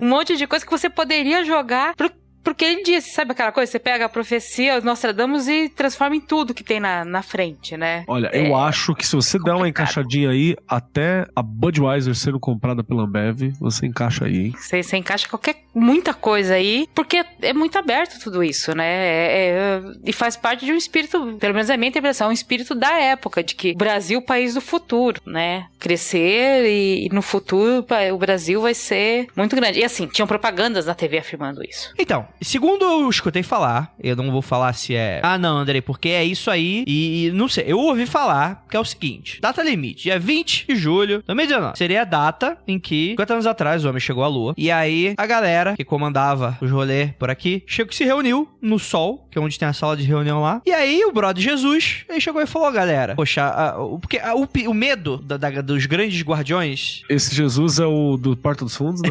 O Jesus é o Porchat de Cirola.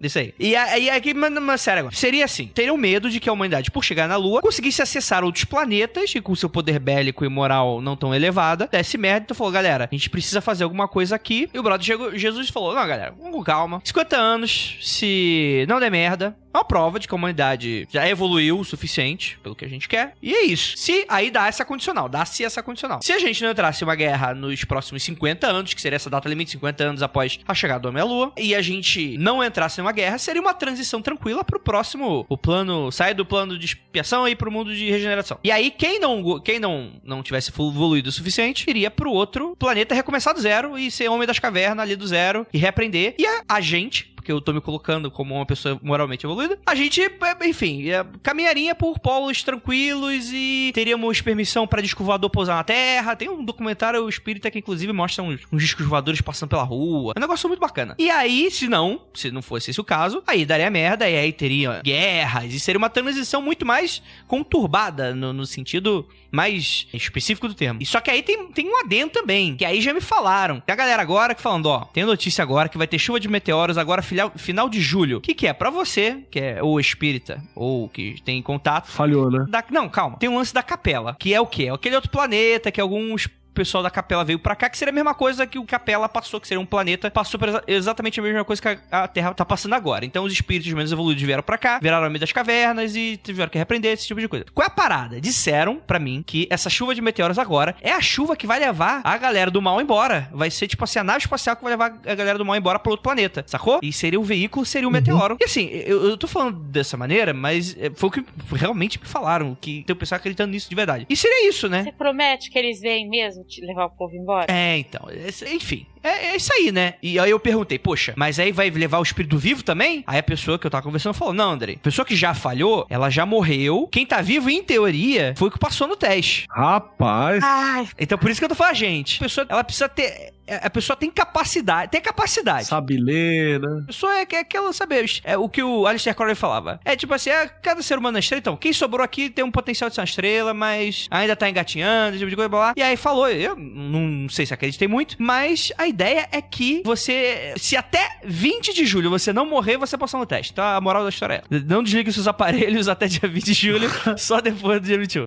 Não suicide agora, né? Por favor, gente, se você se tiver uma situação dessa, CVV, Centro de Valorização da Vida. Não é pra fazer piada nem brincadeira. E que não seria todo mundo que morreu não, tá, gente? Tipo, afinal de contas, serão bilhões e trilhões de pessoas que já morreram, espíritos que já morreram. Mas seriam, tipo assim, quem não passou no teste vai pro outro planeta recomeçar do zero, não tá vivo. Já foi. Tipo, Hitler e Gengis Khan, né? Só do outro lado, porque, rapaz... E tô me fazendo muito esforço pra não citar Hitler em Plutão, porque deu muita treta nos últimos meses. Realmente aparece no documentário da data limite essas visões, mas como eu falei, a teoria foi ganhando seus DLCs com o tempo, né? Sim, esses adendos, né? Digamos que na eleição ela apareceu também com uns DLCs meio bizarros, mas eu não vou tocar nesse assunto. Mas é que essa parte dos meteoros é uma reedição de uma profecia, se eu não me engano, do espírito Ramatiz, que pegava aquele lance do Hercólogos e a teoria... Cara, o nome, desculpe, eu só conheço por esse nome, que é o Planeta Chupão. Se ele tiver outro nome, tem que ser esquecido, cara. Apagado dos livros e ficar só esse. Rapaz, esse planeta tá aterrorizando aí, rapaz. Conhecido hoje como Chupacu de Goianinha. Quem assistiu o Guardião da Galáxias 2 sabe que o ego é perigoso, né? Rapaz. Então, que esse planeta passaria e absorveria alguns espíritos pra ele e tal, né? Só que você ele reeditou essa teoria com os meteoros, né? Então vai tendo, né? O Thiago Oliveira disse aqui no chat, é o terceiro impacto. Olha aí, rapaz! O Hideaki Anno errou só 4 anos, né? 2015, Nossa, 2019. É isso que tá vindo pra cá. Tá vindo, na verdade, o segundo, né, pra gente, né? O terceiro não rolou ainda. Cara, eu acho muito louco, né, velho?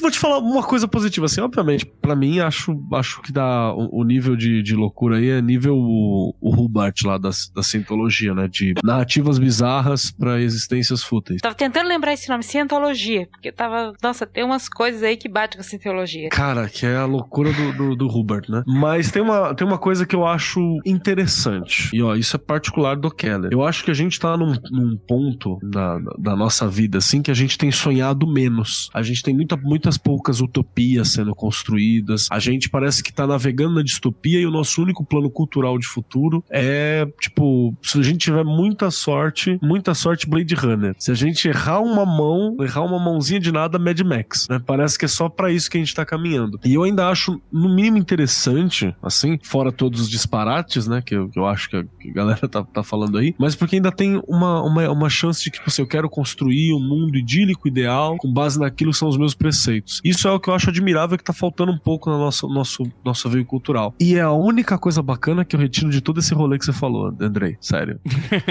Não, eu gostei, entendi. É tipo, ó, tem que deixar o garoto sonhar, né? Cara, não, eu acho que a gente não tem sonhado, entendeu? Eu acho que pelo menos essa galera tá sendo... Sabe aquele meme da... Nossa, olha que corajosa essa pessoa falando merda?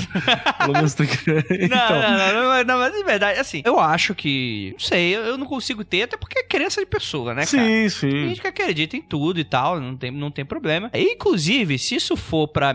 É que tem os ateus que dizem que religião tá aí pra restringir o povo e controlar a galera. Mas se for pro pessoal realmente não queimar uns carros, não, mentira, carro pode queimar, mas se for pra pessoa fazer muita merda, repensar a vida, falar, poxa, será que eu fui uma pessoa melhor? Tem uma utilidade social, né? Então será que eu fui uma pessoa melhor nesse ano de 2019? E acho que tem seu sentido, e eu acho que isso é positivo, necessariamente. E dizendo que se o Thiago tá aqui é porque ele concorda com tudo que ele tá dizendo. E tem um detalhe, cara, pode ser que eu esteja errado, e lançou esse programa 2 dias depois, a gente vai estar tudo nadando num líquido primordial da próxima vida. Exatamente. E você vai poder olhar pra minha cara e fazer assim, você tava errado, né? Pode ser. Tem que ter religioso que só espera esse momento, né, cara? Esfregar na cara dos ateus. E eu vou aceitar numa boa, cara. Peço até desculpa. E assim, achei muito, muito boa essa fala do Keller, porque realmente, às vezes tá faltando sonho, apesar que ultimamente, eu li um texto, agora tentando lembrar de quem que foi, que talvez a gente tenha realmente que matar esses sonhos pra começar a trabalhar com a realidade. E parar de ter esperança e ir pra trabalhar, que é um pouco em cima dessa questão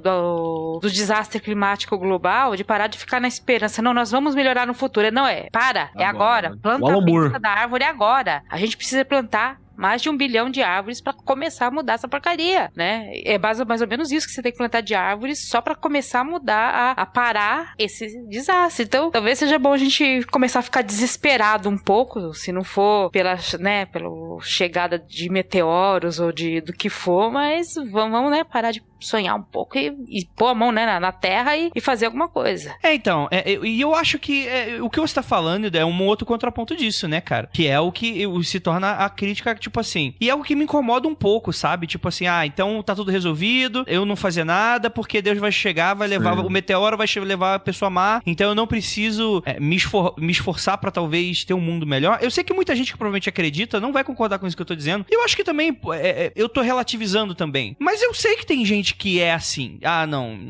é assim mesmo e tá tudo certo. O próprio Chico Xavier, né? Algo que quando a gente for comentar um pouquinho sobre a biografia dele, nesse próprio programa Pinga Fogo, ele relativiza a ditadura, fala que é um processo necessário pro Brasil, e obviamente que eu acho que é um equívoco de proporções megatônicas essa fala dele, né? E que a gente ouviu muito no período das eleições também, um processo parecido. E é o mesmo processo que eu acho que eu já contei aqui uma vez, assim, que eu tava da ONG, assim, da galera, a mulher tomava umas porradas do marido, e aí vinha lá, quem do rolê espírita da ONG e falava assim, mas você tá apanhando agora porque na vida passada você maltratou ele, agora você tá pagando. Você entendeu? Tipo, pois é, né? Eu acho que não é pra esse lado do raciocínio, irmão, mas aí acho que o Thiago pode me corrigir. Cara, não, isso é fogo, porque no meio espírita se fez uma interpretação determinista. Cara, não tem nada a ver. O espiritismo, inclusive, via o divórcio no século XIX como um símbolo extremamente positivo das mulheres terem o direito de saírem de relações abusivas. É uma coisa que o próprio Kardec falou em discursos com muita ênfase sobre essa necessidade, das mulheres trabalharem, delas terem o direito de estudar, de ter a vida que quiserem, e se a relação zoou, separa e tá tudo certo, né? Não tem essa de segurar casamento porque apanha, não. Essa noção determinista de que a gente tá na vida para sofrer, que é com o sofrimento que se evolui, isso vem de uma leitura muito específica que veio da França, né, para cá.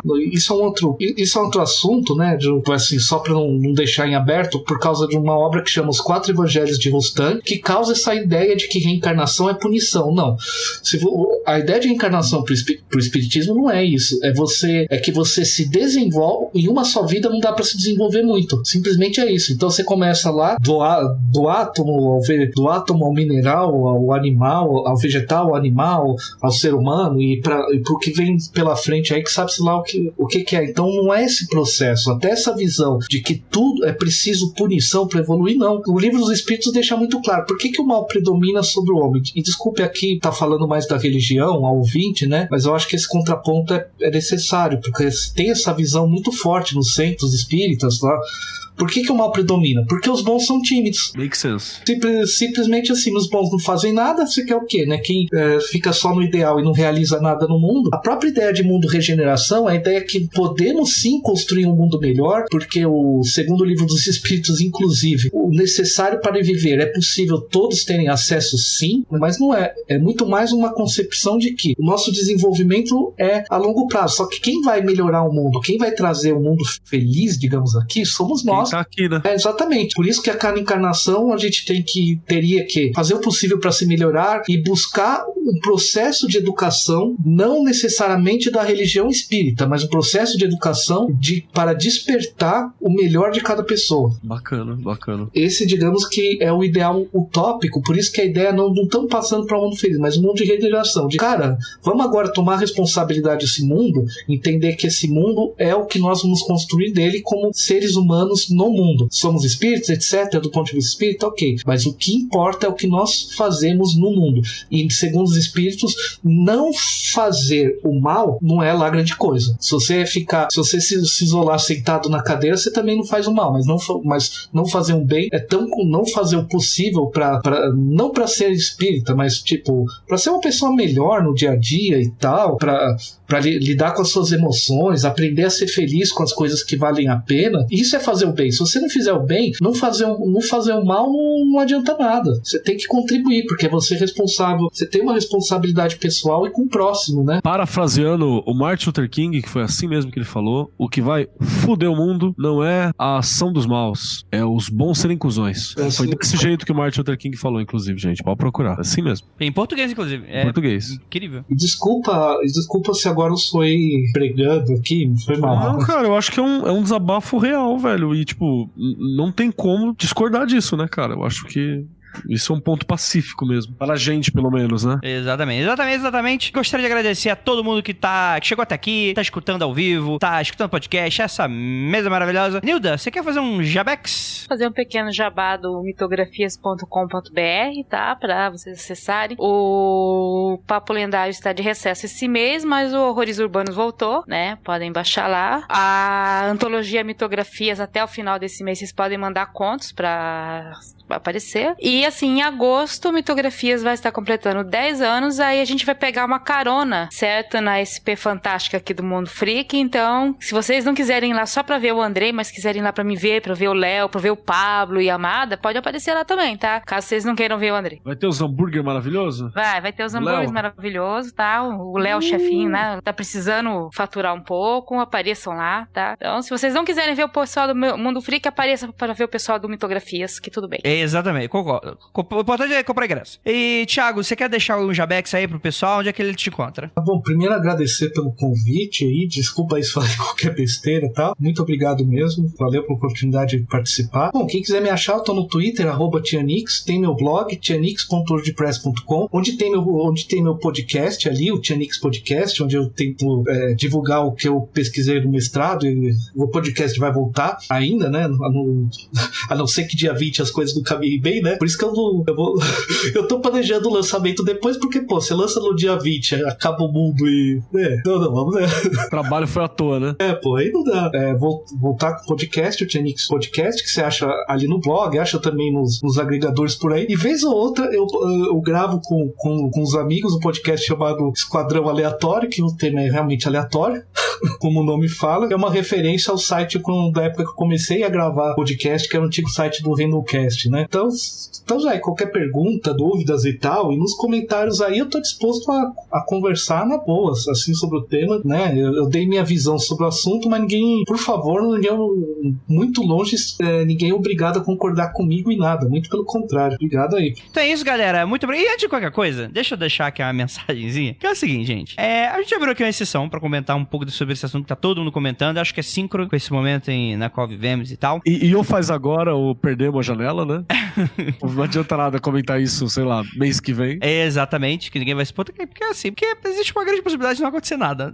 Não vai ter um disco voador viajando pelas ruas do Brasil dia 21, domingo. Mas, se você não concordou com alguma coisa que a gente falou, não precisa xingar o coleguinha, você não precisa escrever um textão no e-mail. Lembrando, gente, meu e-mail, o contato@mundofreak.com.br, ou o meu e-mail, ou com nossos contatos e tal, não é pra feedback do podcast. Vocês podem fazer isso na área de comentário no site, no mundofreak.com.br, e lá vai ter todo tipo de debate. Se você quiser mostrar seu ponto de vista, se você discordou e quer falar que a gente tá errado, pode fazer lá sem problema nenhum. Obviamente, você não pode xingar a pessoa, porque aí realmente eu vou ter que te dar um Shrevisks. Habitualmente, todos os membros do podcast estão lá, inclusive. Recentemente, tinha um cara que falou assim: Keller, eu sou do Novo. Eu falei, tudo bem, eu gosto de você. Partido Novo. Eu falei, não tem problema, cara. Eram outros tempos. Então, tudo de boa, cara. Vai lá. Ai, meu Deus do céu, é isso. Só uma perguntinha básica, Andrei, sobre essa IP fantástica. Vai ter um momento onde você vai acender a forma Clóvis de Barros? Cara, seja assim, já meta de vez de ingresso, eu vou assumir até o Barramalho no palco chamando Asta Cheirando. Então fica aí o chamado, é Brasil Fantástica. E gostaria de lembrar a todos que não olhe para trás.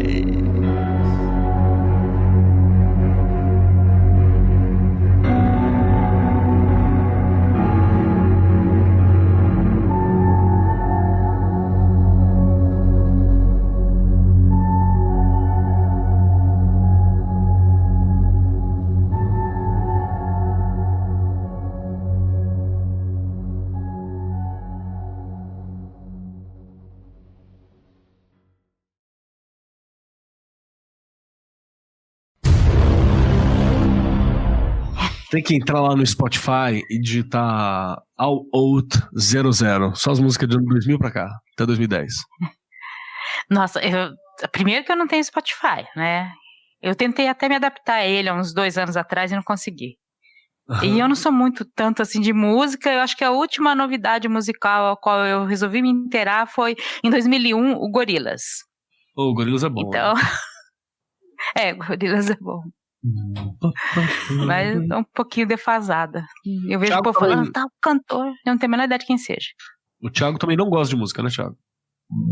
Não, ambiente de música é ambiente de droga, né? Então, Opa! O ouvinte que tá aqui não tá sabendo, o Thiago, ele é um violonista clássico, ele toca violão pra caralho. Ele toca tudo, né, cara? Eu lembro dele pegando o meu ukulele, né? Eu tocando as notinhas toscas do ukulele. Aí o Thiago pegou meu ukulele assim, ele falou assim, qual é que é? Eu falei, afinação, sei lá, acho que é sol, dó, mi, lá, alguma coisa assim. Aí sol, dó, mi, lá, começou a tocar uma peça de bar. Eu falei, vai tomar no seu cu.